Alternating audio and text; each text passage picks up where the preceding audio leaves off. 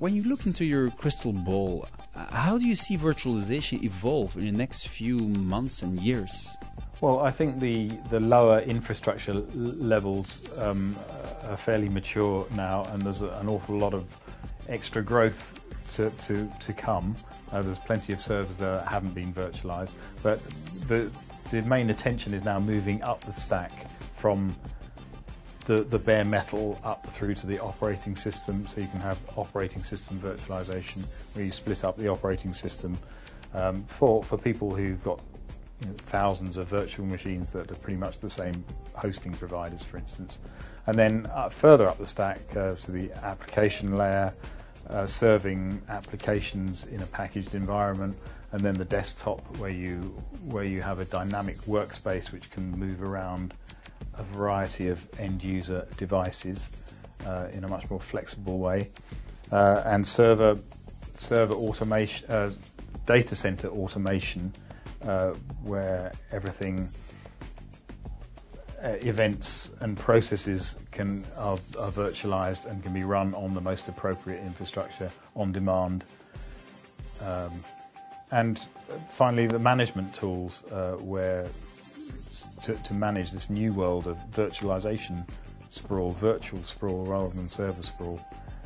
That's becoming a new problem, and you need new management tools to help you manage that. So we need management tools to control virtual server sprawl.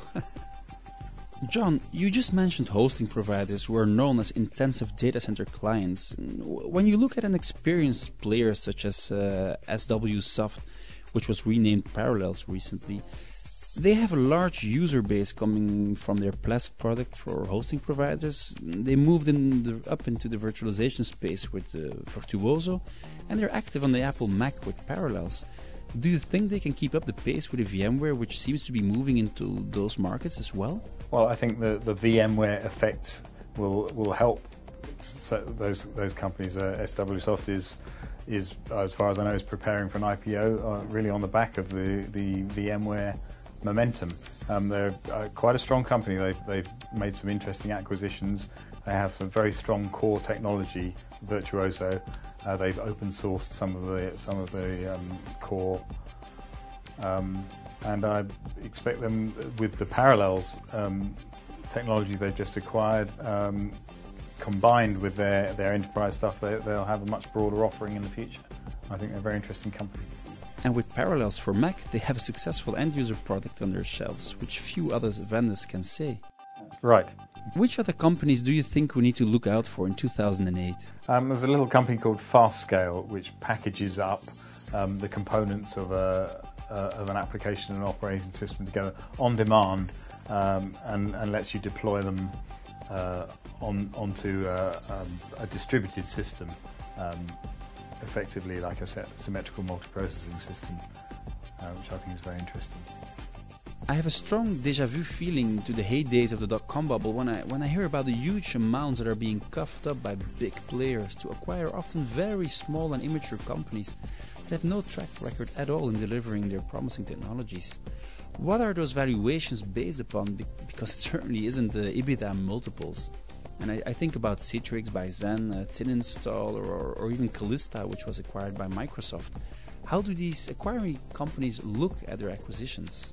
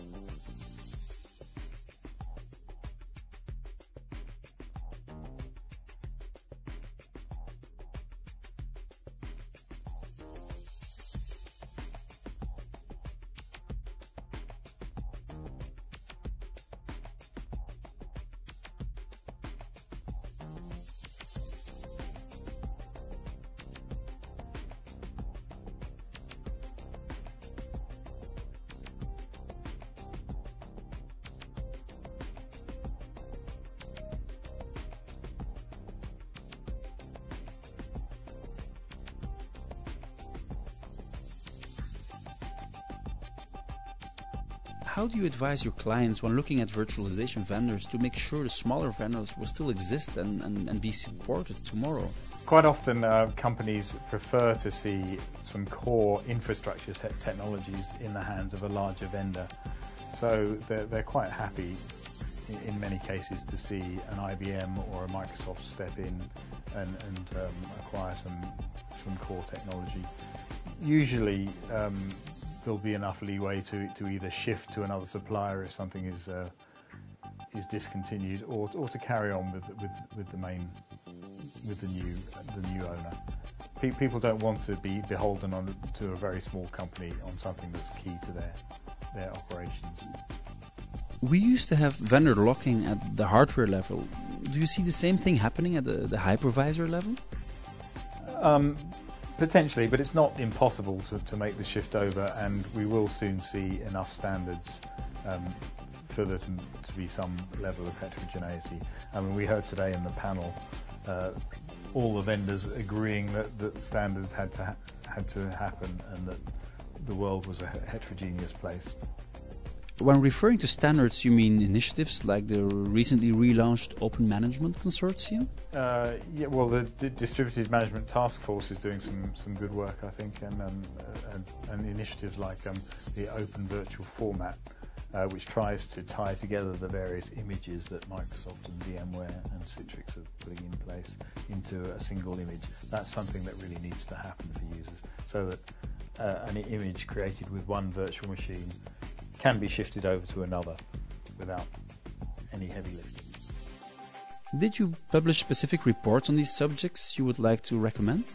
Well, yes, we've published since December 2006 a series of 3 big reports on virtualization, starting with server virtualization in December 2006, following on with desktop virtualization in June 2007, and we've just at the end of last year came out with the 3rd version on the management tools side. So that gives you a continuity of how the virtualization space is evolving, and highlights lots of startups and what the big companies are doing as well. Do you plan any reports on network virtualization? I/O virtualization and network virtualization is likely to be the next one. Yes. John, thanks a lot for your insights and hope to see you soon. Okay, thank you very much. Another exclusive interview brought to you by Virtualization.com.